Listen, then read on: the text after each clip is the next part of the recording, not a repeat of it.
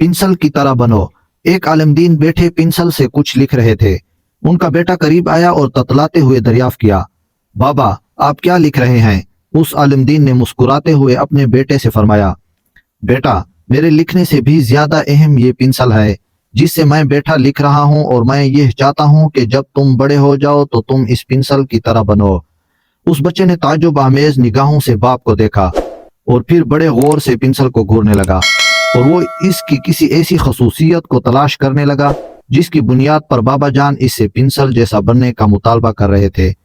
बड़ी देर तक पिंसल को देखने के बाद जब उसे कोई ऐसी चीज नजर न आई जो उसके जहन को खटकती और अब बच्चे से रहा ना गया, आखिरकार बाप से मालूम कर बैठा, बाबा जान इस पिंसल में ऐसी कौन सी खसूसियत है जिसके सबब आपकी ख्वाहिश ये है कि मैं बड़ा होकर इस जैसा बनूं? उस आलिम दीन ने कहा, इस पिंसल में 5 अहम खसूसियात हैं और तुम यह कोशिश करो कि बड़े होकर तुम्हारे अंदर भी यही खसूसियात पैदा हों। नंबर 1, तुम बड़े बड़े कारनामे अंजाम दे सकते हो, लेकिन कभी ये मत भूलो कि कोई हाथ है जो तुम्हें चला रहा है और तुमसे ये कारनामे करवा रहा है, और वो अल्लाह ताला का दस्ते कुदरत है। नंबर 2, कभी कभी जब इसकी नोक घिस जाती है तो कटर या चाकू वगैरह से इसे तराशा जाता है। अगरचे ये अजियतनाक चीज होती है लेकिन बहरहाल इसकी नोक तेज हो जाती है और फिर ये अच्छे से काम करने लगती है।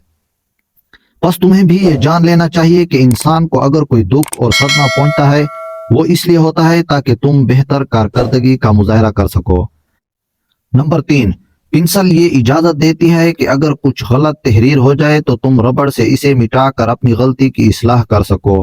बस तुम ये समझ लो कि एक गलती को सही करना गलती नहीं है।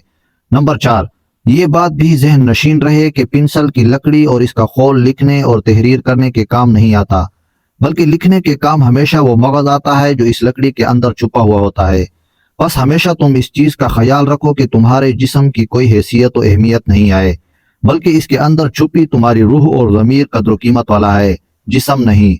नंबर 5, पिंसल जब कुछ लिखती है तो अपने कुछ नकूश कागज पर छोड़ देती है जो मुद्दतों कागज पर देखे जा सकते हैं।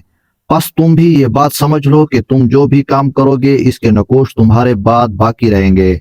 अब ये तुम्हारा काम है कि तुम कैसे नकूश छोड़कर जाते हो। बस किसी अमल को अंजाम देने से पहले कई बार गौर व फिक्र कर लो कि कहीं तुम कुछ गलत तो नहीं कर रहे हो। खत्म शुद।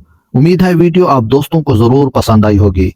अल्लाह पाक की हिफ्ज़ व अमान में रहें। मजीद इस्लामी वाक़ियात, अहादीस और इस्लामी तारीख़ी किस्से कहानियों के लिए हमारे चैनल को जरूर सब्सक्राइब कर लें। अल्लाह ताला की हिफ्ज़ व अमान में रहें। शुक्रिया।